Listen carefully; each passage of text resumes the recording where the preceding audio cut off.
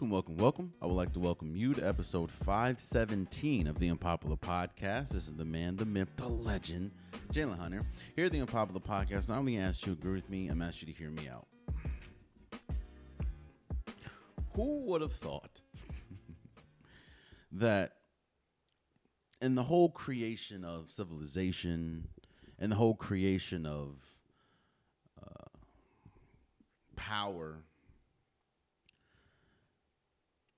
one of the most decisive stances would be equal pay and equal equality, or equality in general. Pay us what you owe us.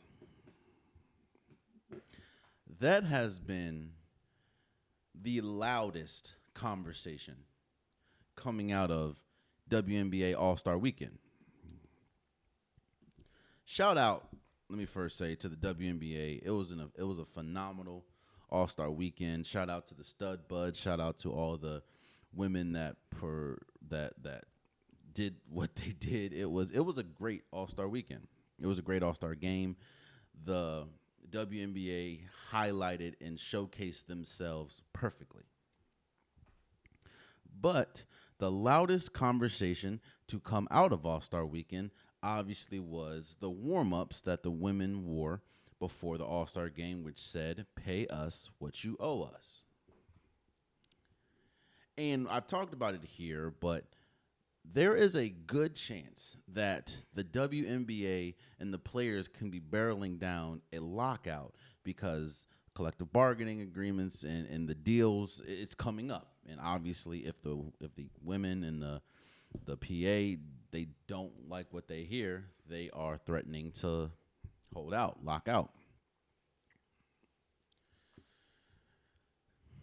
And the reason why I wanted to start with how divisive it's been is because you're hearing so many opinions about this. Understandably so. I mean, people that have platforms, they have obviously the autonomy to say what they want to say, but you're just hearing a lot of opinions, and a lot of those opinions is essentially, who do you think you are? How do you think you can, this, that, and the third, and the WNBA is not profitable, and you don't deserve them? Okay.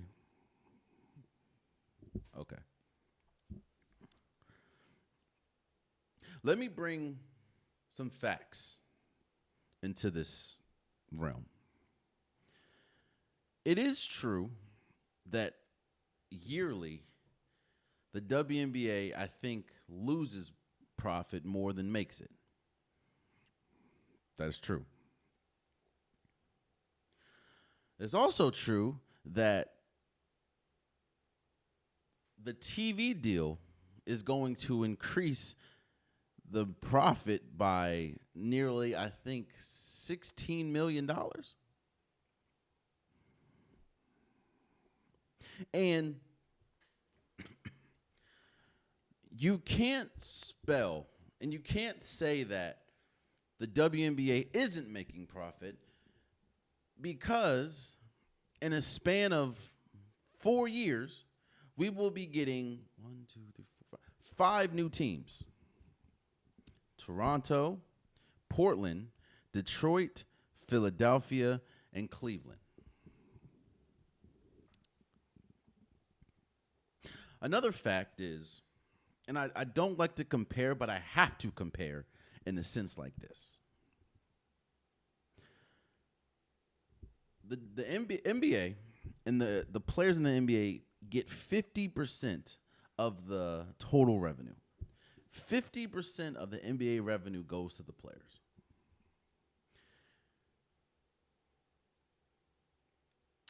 In comparison, 9.3% go to the players on the women's side.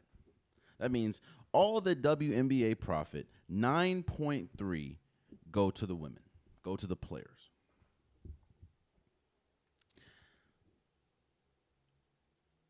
A lot of people are saying, well, most of this growth is due to Caitlin Clark. And if it wasn't for Caitlin Clark, you wouldn't have a expanding TV deal. All these teams that are coming to the league wouldn't be here if it wasn't for her. Okay. I'm not going to say it's all on Caitlin Clark, but I do think Caitlin Clark plays a huge part in her fandom, plays a huge part in just the growth of the league. But in that, she's still a player. And it's not lost on me that she was also one of the players donning the pay us what you owe us warm-up.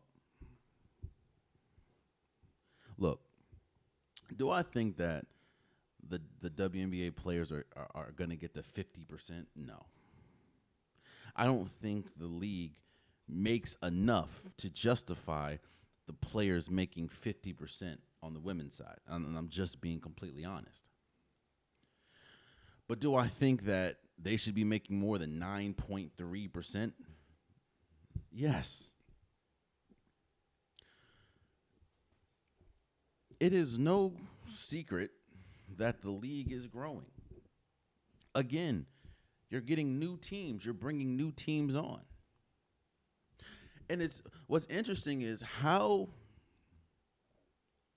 triggering it is for people to hear other people ask for more. They don't deserve it. The WNBA isn't even profitable. They think they should get what the men get. One thing I will say is I've never heard one woman in the WNBA. I've never heard one of them say, we deserve what the men get. We deserve the type of contracts that the men get. I've never heard that. One thing that I have heard is we deserve more of the revenue share. They're not even cracking 10%, while the men are at 50. And people are saying it's not profitable enough. Well, that's not true. Okay, if that's the case, why don't you scale back? That's another. Why don't you scale back on some of the improvements that you're bringing to the league, i.e. these teams, and focus on the actual players? You know, expansion is fast. We're seeing a fast-moving, expansion is moving at warp speed when we talk about the W. But one thing that has not been addressed is the fact that most of this is off the backs of the players. We talk about Caitlin Clark. Do you know that the player that has the most IG followers, the biggest platform in the W is actually Angel Reese? So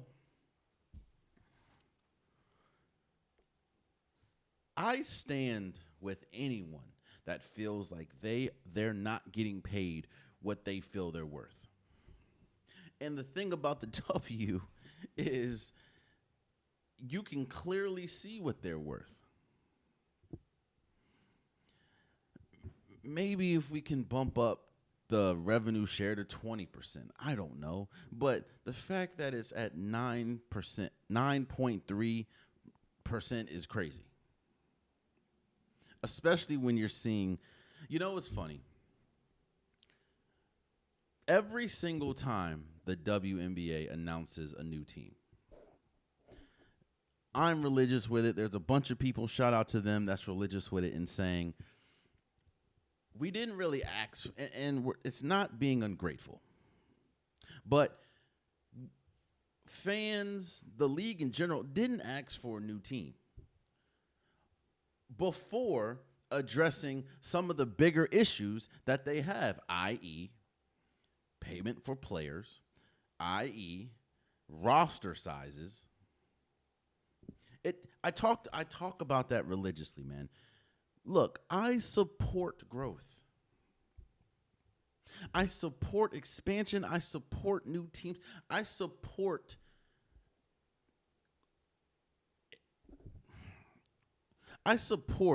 the WNBA being the best that they can be. And if they feel that is bringing, 5 new teams in 4 years, I'm with it. But like I talk about when it announced, how are you going to do that? And you still have players complaining about pay. It's it's as popular as Angel Reese is, as popular as Caitlin Clark is, as popular as Nafisa Collier, as popular as Asia Wilson.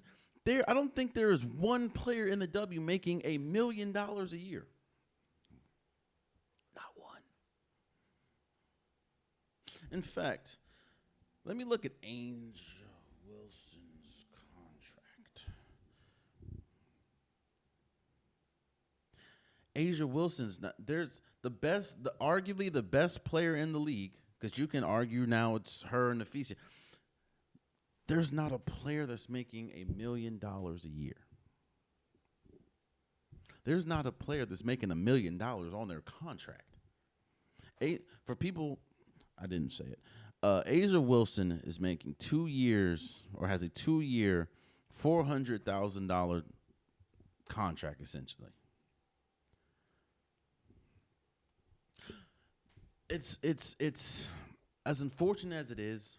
I understand that deals and endorsements is a big thing in sports. I get it. I'm not mad at that. I understand that most players, either NBA, WNBA, NFL, most players make a lot of money through endorsements.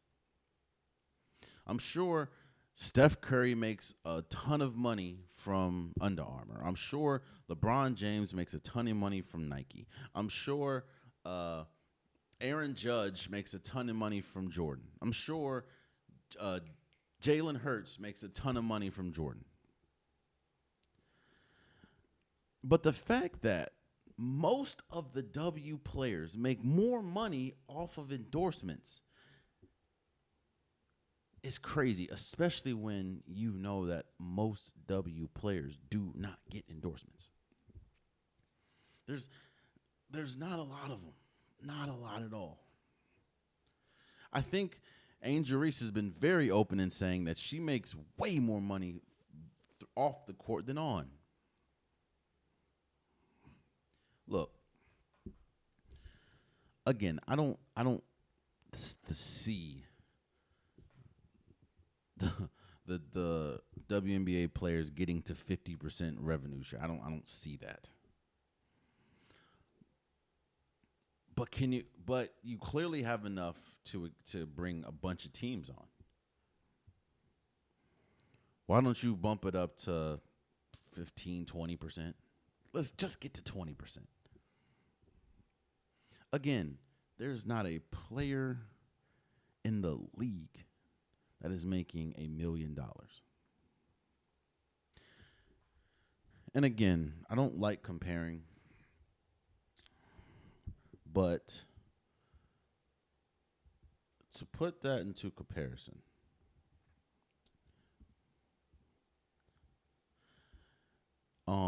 Cooper Flagg, a player that hasn't played a official NBA minute, has a 4-year, $62.7 million contract.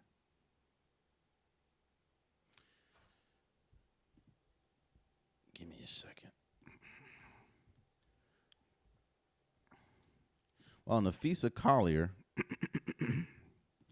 who is arguably the best player in the, especially one of the best players in the league this year, is making roughly 200. The most she's making is 214, essentially $1,000 a year for 3 years. Again, I understand that the NBA is more profitable than the WNBA. I get that. I understand that more people watch the NBA, more money goes through the NBA than it does the WNBA. I get that. So I also understand why the men's side would get much more, I'm not going to say much more, but would get more of the revenue. I get it. But you're seeing all this growth around you if you're a player in the WNBA. But the one number that ain't moved is the revenue share. And the fact of you can't justify like, I don't know how many times they've talked about, oh, we had to move the venue that Caitlin Clark was playing because we just didn't have enough tickets. How can you justify that or justify bringing 5 teams in 4 years? And you actually, if you want to expand it, 17 or 6 teams, because the Golden State Valkyrie is a new team this year. And you're looking like, we don't got enough to bump up that revenue share. Yeah, I think I could be wrong, but from what I read is correctly, I don't think the W has made a profit ever. And I think that they've been in the red almost every year. However, you're seeing TV deals come along. Like, you're seeing much more money come along, money that they have never seen, exposure that they have never seen, eyes that they have never seen. Why do you not? Mind you, the only thing that's changed is the players.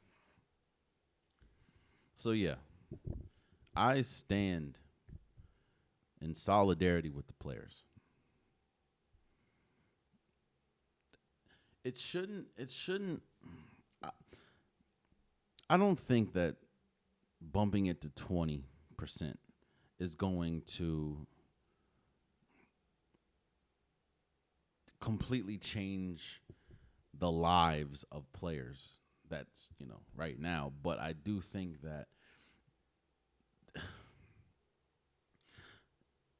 it shouldn't take Nafisa Collier and Breonna Stewart to start an unrivaled. It shouldn't take Athlete Unlimited or Unlimited Athlete. I'm sorry, I'm forgetting the name. It shouldn't. You, as a high-level WNBA player, you shouldn't have to go overseas to play. You shouldn't have to find ulterior routes outside of the season to play. That is, I think, what that 20% will change. Again, we rattled off a bunch of great names. There's a bunch of every single all-star that we saw. You know what? I'm gonna put it into even more perspective. Every single all-star that we saw this weekend is making less money than Bam Adebayo combined. Bam Adebayo makes more money than every single all-star that we saw play on that court.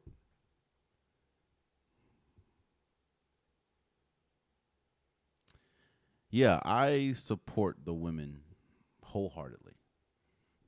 Pay them what they owe them. And for people that think that they don't deserve more, I'll ask you,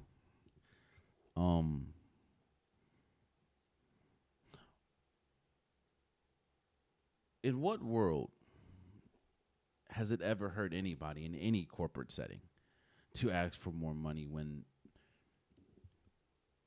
their work not only warrants more money, but shows that their work has brought in more money?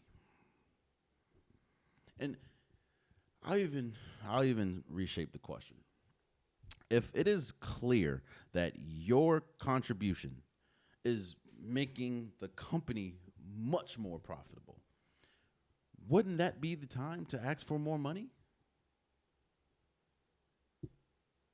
When you're seeing the company just expand rapidly off of the back of your work, don't you think that you should ask for more money?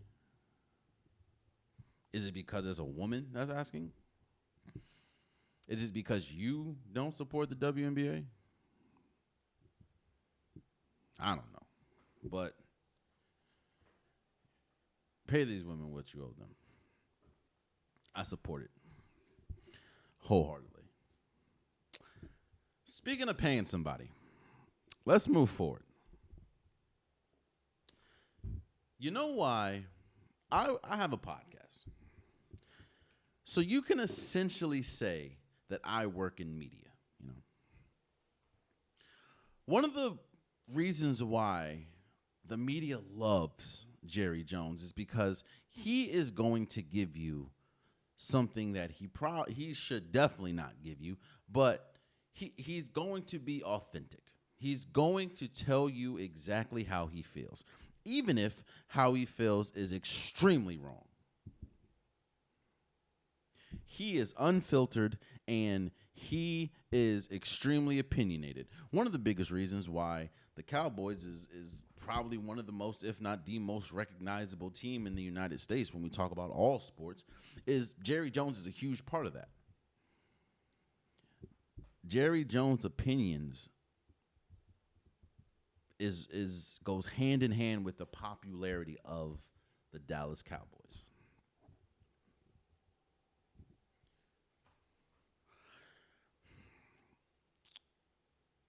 It's not just, the issue with that isn't just that he said it or that he says things. It's the things that he says he truly believes. And honestly, a lot of things that he says, most owners believe. They just won't say it because they know they shouldn't say it. What am I teasing at? Jerry Jones was asked publicly a question about the Micah Parsons contract that still hasn't gotten done. And when you see people like Myles Garrett, when you see people like T.J. Watt, when you see people of that ilk get these record-breaking deals, and you're looking, one player that still hasn't got paid is Micah Parsons, who you can question and you can debate if he's better than Myles Garrett. You can debate if he's better than T.J. Watt. What you can't debate is he's 3 years younger than those players. On top of that, he is essentially the best player on the Dallas Cowboys, making him essentially the most important or one of the most important players to get signed.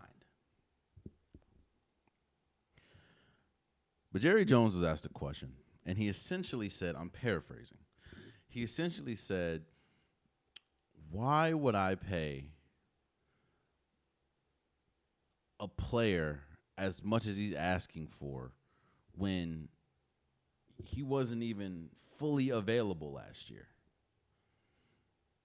I think Micah Parsons missed like 4 or 5 games last year. And then he also said the last time we made someone one of the highest paid players in the league, he missed most, if not all, the season, i.e. Dak Prescott.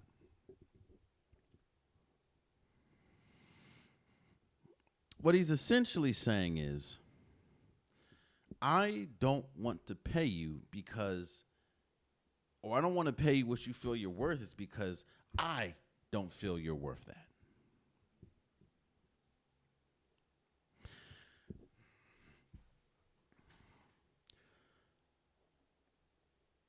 Jerry Jones, throughout his entire career, has shown you that he only cares about you if you can do something for him when we talk about these players.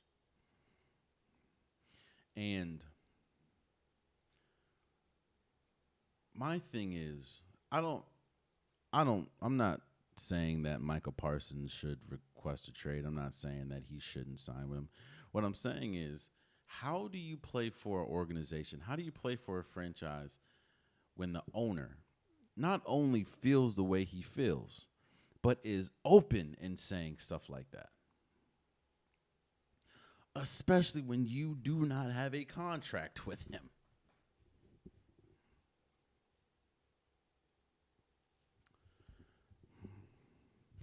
And I'm not just singling out Jerry Jones in the sense of he's not the only person that feels this way.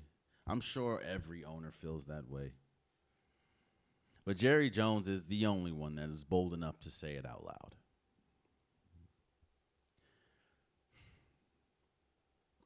We're also talking about one of the most brutal sports, if not the most brutal sport in the United States. We've seen on several occasions one bad hit can change the course of your life, let alone career. And it's always cringeworthy to hear owners and GMs lament about paying players when they aren't putting their bodies on the line. They're not the ones that's in the trenches. They're not the ones that have to perform at a tip-top shape. It always, oh boy, I hate this too. It always is cringeworthy every time a team wins a Super Bowl and the first person that touches the trophy is either the owner or the GM. I hate it. I hate it. Because it's like they're not the ones that put their body on the line. They're not the ones that played, you know?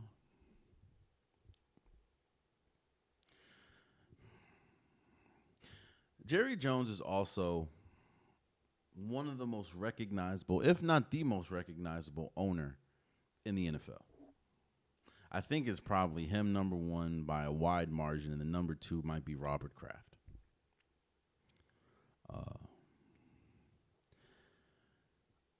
But this is also showing you that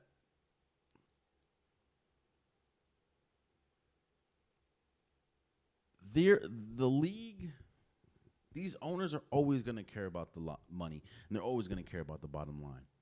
How can they retain as much money as possible? We talk about player safety a lot, and I always laugh at it. I always laugh at these player safety conversations and these conversations that promote and say and show how much the league cares about the growth of, you know, player safety and medicine and stuff like that. It's always hilarious to me. Hilarious. Because your actions are always going to speak louder than your words. And you can't sit here and tell me that the number one thing on your mind, the number one thing that you care about as an organization is a player and their safety. But then you are pressing 18 games schedule and adding another team in the playoffs.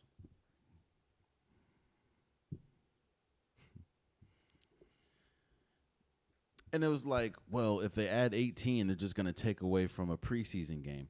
Bro, starters don't really play in the preseason regardless. Like, what? So you're essentially putting you already got 17. Now you're getting greedy because you saw how profitable the 17-game schedule is. Now, let's bump that up to 18. It's always about the profit. I know that they said that Michael Parsons reported to camp. Shout out to him. But as a player, and I understand that I'm obviously talking from a situation where I don't have millions of dollars on the line, hundreds of millions of dollars on the line. Nor is anybody offering me hundreds of millions of dollars. So obviously I'm talking from a different perspective. But your owner has shown that he don't really care about you if you're not doing something for him. He doesn't want to pay essentially the best player on the team because he missed a few games, or he doesn't want to pay you what you feel you owe because you were hurt playing the sport trying to win him a championship.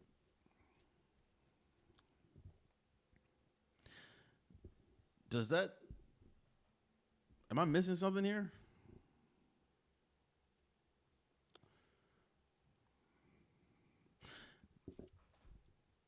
And again, I'm only singling out Jerry Jones because he's the one that said it. But Jerry Jones is not the only one. I'm sure every owner feels that way. In fact, you know every owner feels that way because look at what's going on with the Cincinnati Bengals. The owner came out and was like, yeah, if I pay you money and you do something that gets you in trouble, I don't want to pay you. If you do something that lands you in jail, I don't want to pay you. I don't want to pay you while you're sitting in jail. If you do something that the team feels isn't good for the team, I don't want to pay you. Talking about Shamar Moore, talking about his contract and how he's essentially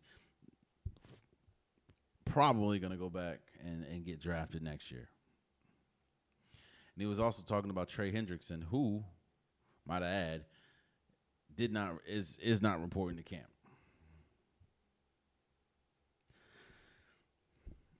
Again, actions speak much louder than words. And Jerry Jones is essentially telling Michael Parsons, the reason why I'm holding up this deal is because I don't feel comfortable enough paying for you or paying you what you feel you're owed, because you're not available 100% of the time. So I don't want to pay for services that's not available 100% of the time. Completely negating the fact that you're getting hurt playing the most violent sport in the United States. You're getting hurt while playing the most violent sport on the United States, trying to win the franchise that he owns a championship.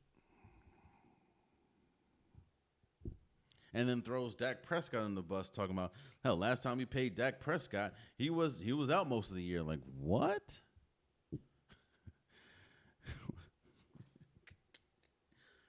Boy.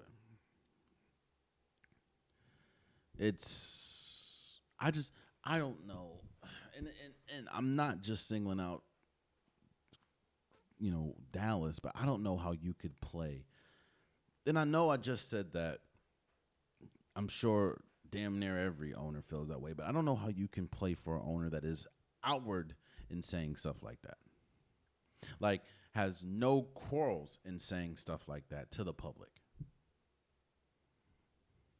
And now you understand why it takes so long and he waits to the midnight hour to sign these contracts. You see how long it took I think it took Dak like the week or two before the season started. See how long it took CeeDee Lamb to get paid? You see how long it's taken Michael Parsons to get paid? It's insane, bro. It's insane. These people bleed for this organization. These people miss time with their families for this organization. And you're over here talking about, well, essentially he's not here 100% of the time, so why should I pay him what he feels? Why should I make him the highest paid player? And he wasn't even available last year.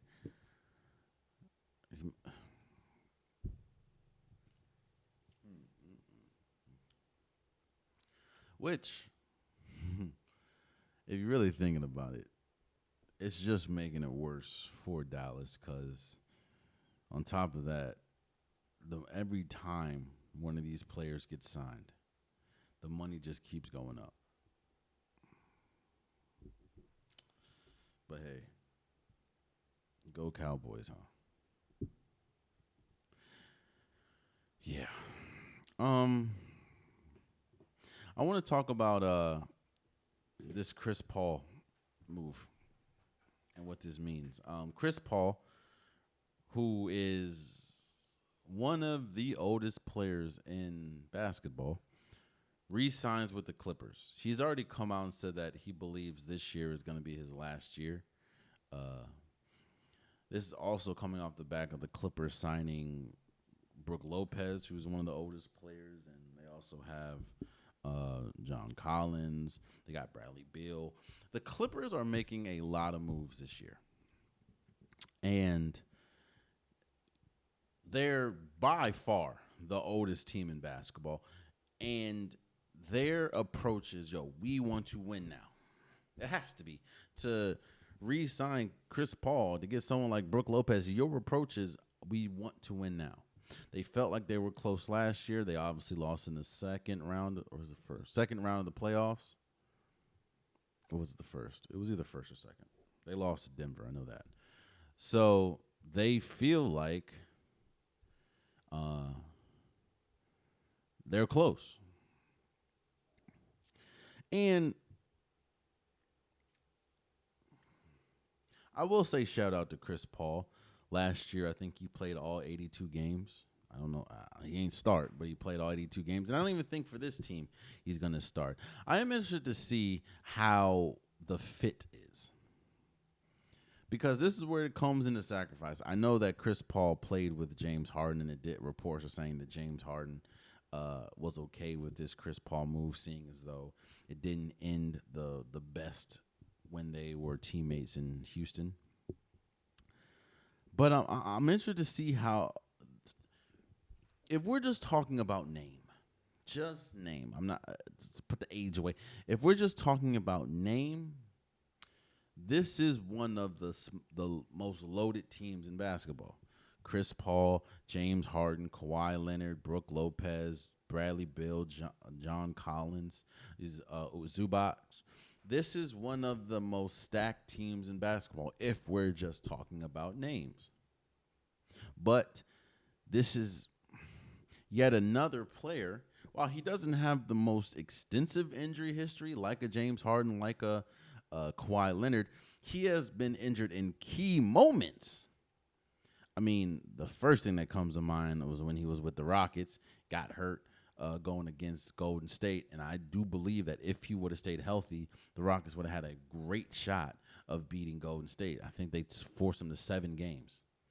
And that's when the Rockets missed like 27 straight threes. So Chris Paul does have a tendency to get hurt at the worst times. But this is a crazy high IQ team. When we talk about Chris Paul, I think he's one of the smartest players in basketball. James Harden, it's all about. Here's my thing. Sports isn't played on paper. We've seen several times. In fact, one of the most memorable times that I can remember happened twice actually, both with the Lakers. When the Lakers had Kobe, they had Shaq, then they brought in Karl Malone and Gary Payton. Both were well past their prime, and they obviously didn't win. And then also talking to the Lakers when they brought in Dwight Howard, when they brought in Steve Nash.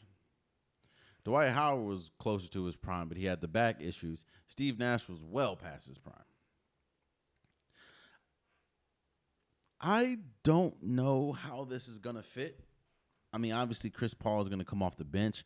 I don't know what their bench is really going to look like. I mean, I think Brook Lopez is going to come off the bench as well, but I don't know. Because there's no way I would take Zubac out the bench, out the starting lineup to put Brook Lopez. It just doesn't make sense. But while they've made a lot of moves and a lot of flashing, again, Bradley Beal, Chris Paul, I don't know if this legit makes them a title contender because of not just the age, but the history. I think I am done. Even though they did have a healthier season last year, I think Kawhi Leonard had one of the healthiest seasons he's had in his career since leaving the Spurs. Yeah.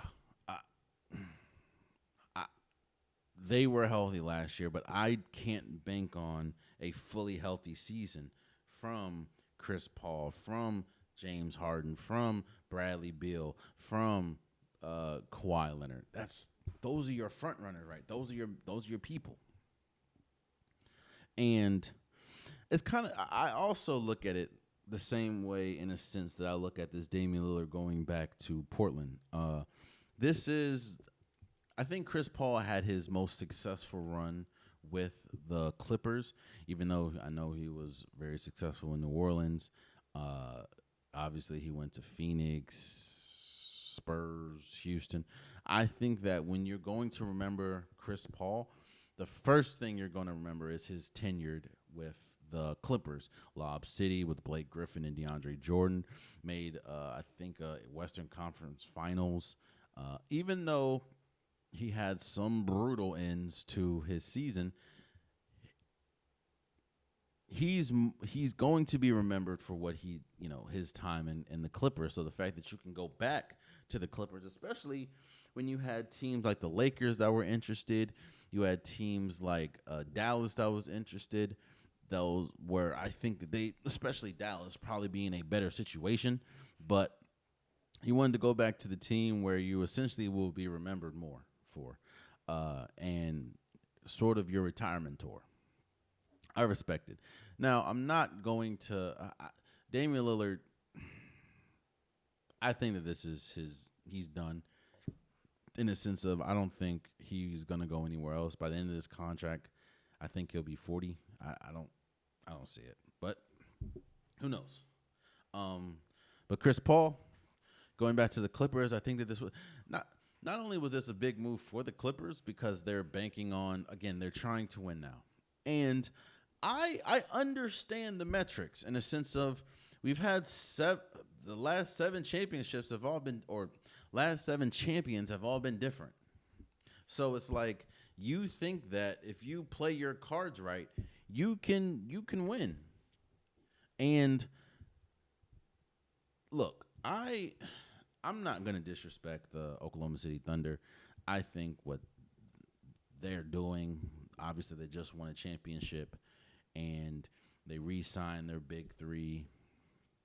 They have such a young core and they play together incredibly. They play the right way. I'm not going to, until I see it happen, I'm not going to knock off the Oklahoma City Thunder. I'm not going to say that the Clippers are in that vein. I don't believe that.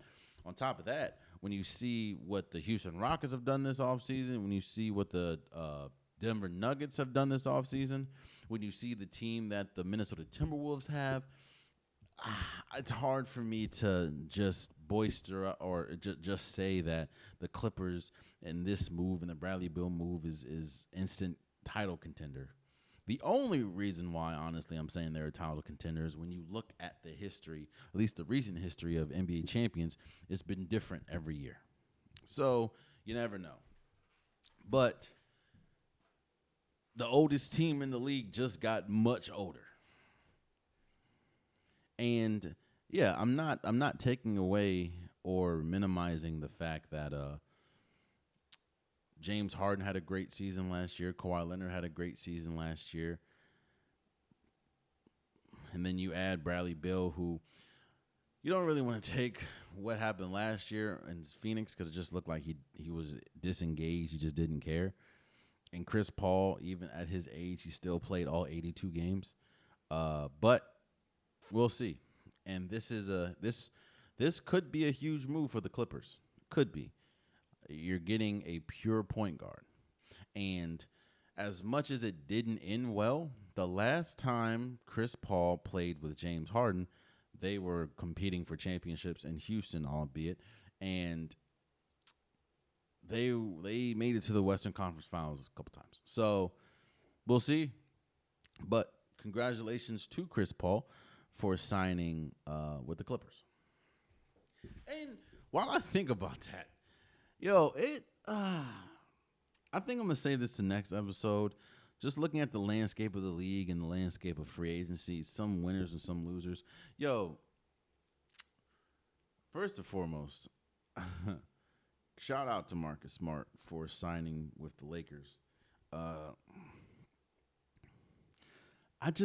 look at all these free agency signings. I look at players that would be perfect for the Lakers, just sign somewhere else. And I'm just thinking like, there can't be a team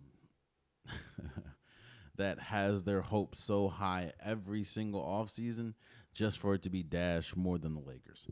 Bruh, Look at, bro, the Lakers could have got Bradley Beal. The Lakers could have got Chris Paul. The Lakers, like, even though it really wouldn't have helped this year, the Lakers could have got Damian Lillard. There's a bunch of people the Lakers could have got. They were in talks with Brook Lopez, and they got Marcus Smart. And as a Wizards fan, I watched Marcus Smart. He's good. He's cool, but he's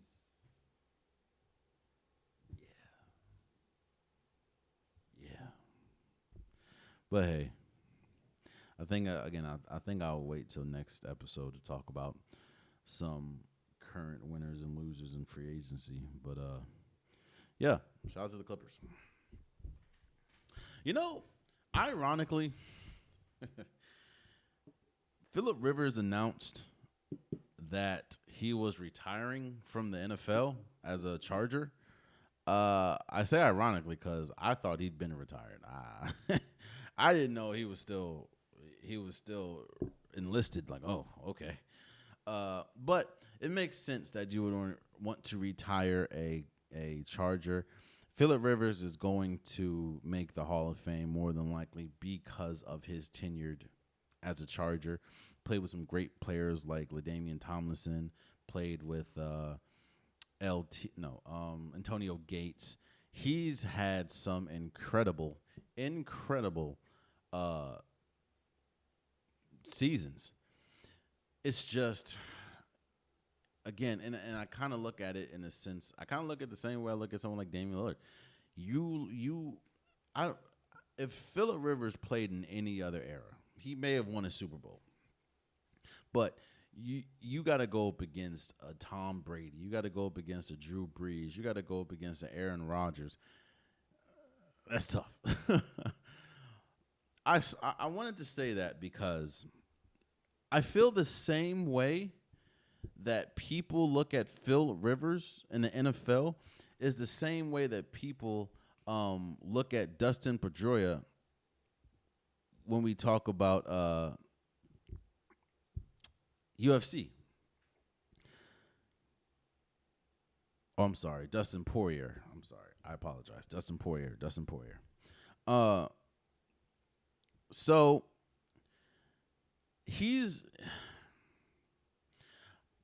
I don't think he was ever the most popular.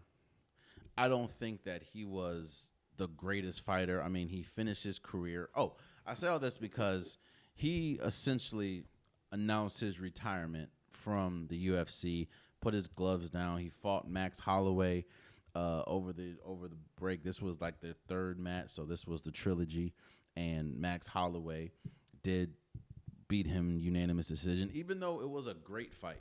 It was a great fight, and it was one of those fights where you are happy that this is, even though he lost, but you're happy that this is how you go out.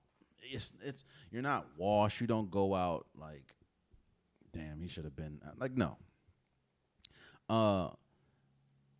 Dustin Poirier, he's in my opinion, in contrast to Phillip Rivers of the UFC.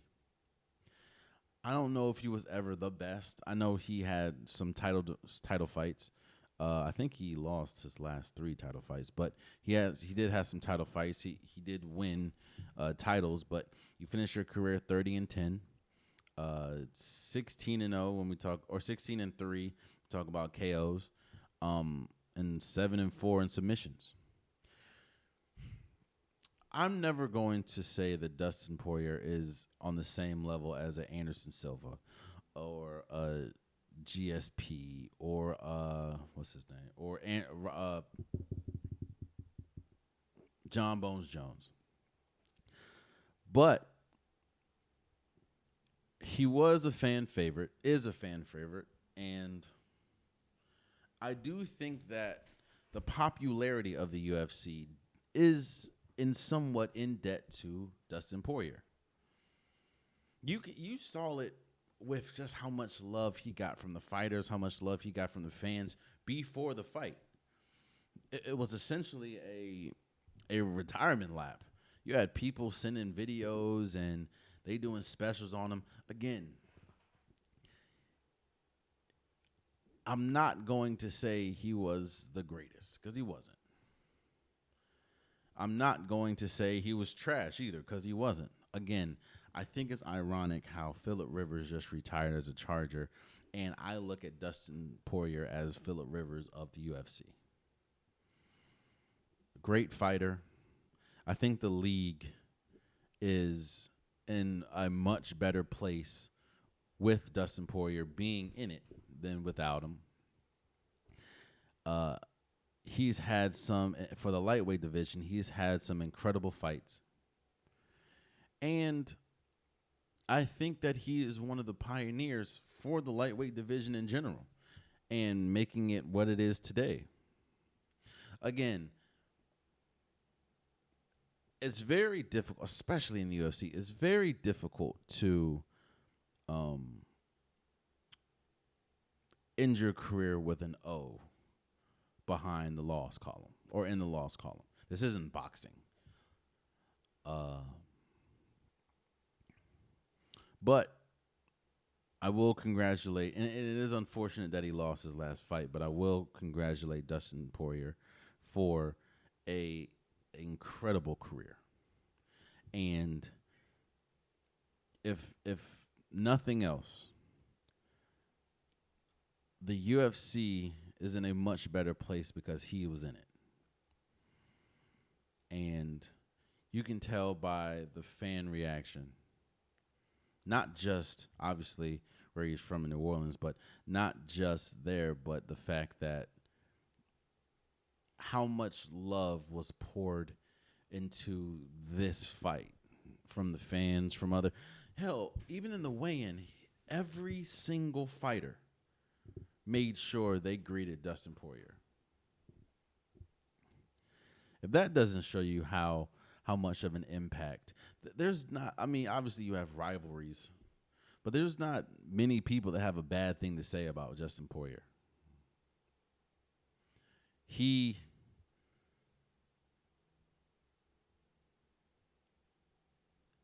brought his personality, the way he fought, because he was a great fighter. It's unfortunate, again, that he lost to Max Holloway at the end, but Max Holloway is a great fighter as well, and he is a fighter also that is closer to the end of his career than the beginning. But I also say like he put his gloves down, and I think he said that he will only come back for a title fight. I don't see that happening. So I think that he's probably officially retired. So I want to congratulate Dustin Poirier for an incredible career, an incredible last fight. Even though he lost, that was a riveting fight. He had some knockdowns. He knocked down Max Holloway a couple. It was a great way. Outside of the result, it was a great way to go out. And the UFC is indebted to you. Congratulations, Dustin Poirier, for an incredible career. I want to give a shout out to the Charlotte Hornets for winning the Summer League. Now, I know that there's debate on social media on what, they get rings and there's a trophy and people are debating if they should raise a banner and this, that, and the third. Look, there are some organizations in the league that are nowhere close to as successful as others. That goes without saying. The success that the Boston Celtics has garnished is not even close to the success, or pales in comparison to what the Charlotte Hornets have done, or what the Wizards have done, or something like that. And I'm not saying that you can't turn the fortune around. I still think that Con Knipple was drafted pretty high, but he was incredible, and he was one of the main reasons why the Hornets won in the Summer League. But I'm saying all that to say, I do think that it is important to highlight wins. Now, I'm not saying raise a banner, but it should be front and center that, okay, we at least won a summer league. I know it's not an NBA championship. I know it's not even a play or a mid-season tournament, but it is something. And I know it's going to kind of sound sad. It's going to kind of it's going to come off as contrived a little bit, but no, this is a win. A team that for years, and I'm talking as a Wizards fan who has kind of been in the same boat, but we're talking about a team in Charlotte that's kind of been dwelling in obscurity for a minute now. Like, they haven't really had, I don't remember the last time they've been in the playoffs. So you're talking about a team like that is just gasping and grasping for a win. This is a win.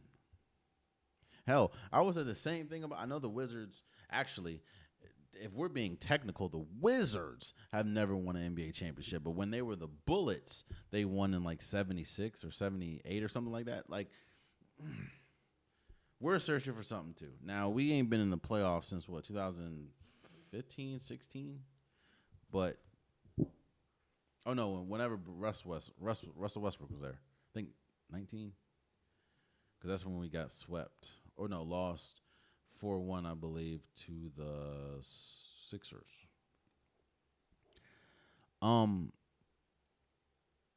Congratulations to the Charlotte Hornets. I think that, I don't know about hanging a banner, but if you want to, go right ahead. I do think that it should be clear that, hey, we just won a Summer League championship.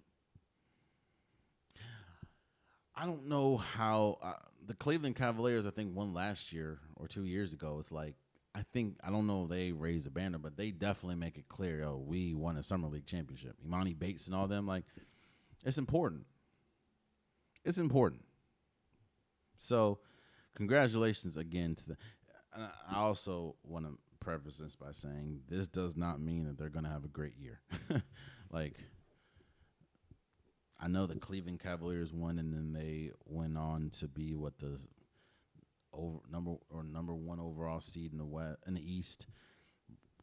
The Charlotte Hornets don't have Donovan Mitchell, Darius Garland, Evan Mobley, or Jared Allen. That's just what I'm saying. But this is still a congratulations to them. So shout out to them.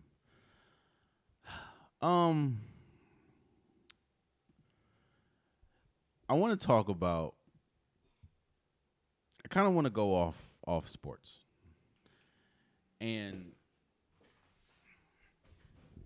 I want to talk about this Tyler the Creator album. Don't tap the glass. And I want to talk about expectation compared to reality. Because going into this album, or before the album came out, obviously it was announced. It was dropping on a Monday at like 6 a.m. on Eastern Standard Time. I didn't know what to expect. Now, I also went on social media and said that if you look at Tyler the Creator's run from like 2017 to now, we talk about Flower Boy, talk about Igor, talk about The Estate, Call Me If You Get Lost, and then you have Chromacopia. I said he has one of the best musical runs we've seen in musical history. Not saying he has the best, but when you drop banger after banger after banger as an album, like great conceptual albums, and then you announce this coming out of nowhere, I'm like, all right, Tyler, he just, Now, I also want to remind people, because I feel like when they hear this, they agree, but they're also not understanding, and that is music is subjective. You can like something and you can not like something. It doesn't mean that you're wrong. It doesn't mean that the piece of art is bad. It just means that it just didn't hit you, or it hit you where it was supposed to. And I saw that to say, I was not expecting what we got from Tyler the Creator and Don't Tap the Class. It's a extremely energetic dance album, essentially. And I have been very vocal in saying that the last time an artist essentially dropped a dance project that I didn't really like at all was Drake. This is 10 songs, I think 29 minutes. And I really like this album. No, I wouldn't put it in the same vein as Chromacopia. I wouldn't put it in the same vein as Igor. I wouldn't put it in the same vein as Call Me If You Get Lost. I wouldn't put it in the same vein as Flower Boy. But as a person that isn't a fan of that type of, that dance hall type music, and this isn't really dance hall. This is concept album, essentially. I really like this album, and I was thinking to myself, what is the difference between this album and Honestly Nevermind, the Drake album, the Drake dance album that I didn't like? And I think it is, I look for Tyler to give me, or I look from different things from Tyler than I do Drake. And I'm not saying that one is better than the other. I think the approach and the execution matters a lot. And I think, in my opinion, Tyler the Creator, the approach to this album and the execution was much better than Honestly Nevermind.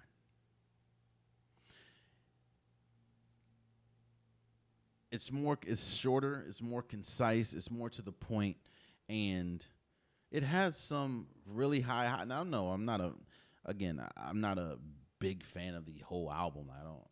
But I really enjoy it. It's not even like Tyler the Creator said. It's you dance to it, even if it's a head nod. Like you're not supposed to be seated listening to this. This is a song, an album to dance to. Now again, I know it's a lot of people don't like this album because I think that wasn't their expectation. When you see how deep and personal Chromacopia was, when you see how braggadocious yet intentional Call Me If You Get Lost was, when you see how deeply personal Igor was, and then you see how beautiful and sensual Flower Boy was. I don't think that people expected to get a braggadocious, loud, in-your-face dance album, especially out of nowhere.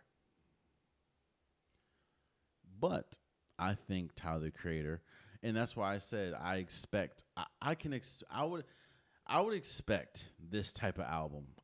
Let me say this. I know I didn't expect it coming in, but if there's any artist that I think could do this, it's Tyler the Creator.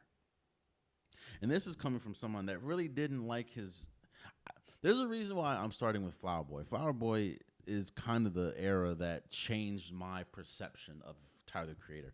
I liked a couple songs from his earlier work, but I wasn't a huge fan until Flower Boy. Flower Boy, I was just like, yeah, this guy's different.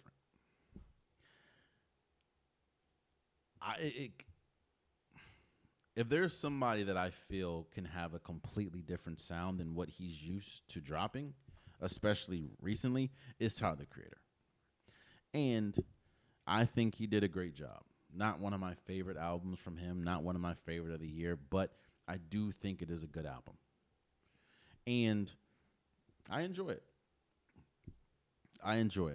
So, bravo, Tyler the Creator. And there you have it. That's been today's episode of the Unpopular Podcast. I truly, truly appreciate you guys. If you want an Unpopular Podcast shirt, hoodie, sweater, long sleeve joggers, the link is in the description below. I have multiple different colors, multiple different designs. Get your Unpopular Podcast merch today. Also, please subscribe to the YouTube channel. I'm trying to get as many subscribers as possible. I appreciate everyone that has subscribed. If you are already subscribed, please share it. Please comment. Please tell a friend, tell a friend, tell a friend. I'm trying to grow the podcast. I'm trying to grow just the Unpopular Podcast in general as much as I can, and I can't do it without you guys' help. So for my YouTube listeners, again, please, please, please subscribe. That also goes for my DSP listeners, Apple Podcasts, Spotify, SoundCloud, wherever you get your DSPs. Please, please follow, please subscribe. It means a lot. No platform is bigger than the other. No platform is more important than the other. I'm trying to grow everything. So again, if you are subscribed, if you are following, I appreciate you guys. If you know someone that isn't but would like the content, please share it with them. It means a lot. For my social media, Instagram, TikTok, Facebook, please follow. That's probably the quickest way to get to me. If you keep it respectful, I don't mind going back and forth. It just means that you're passionate about whatever we're talking about. You have an opinion, and you're listening to me. All three, I truly appreciate. Again, that's probably the quickest way to get to me. I don't mind going back and forth. You just keep it respectful, and I'm good with it. Just let me know how you feel. Until next time, much love.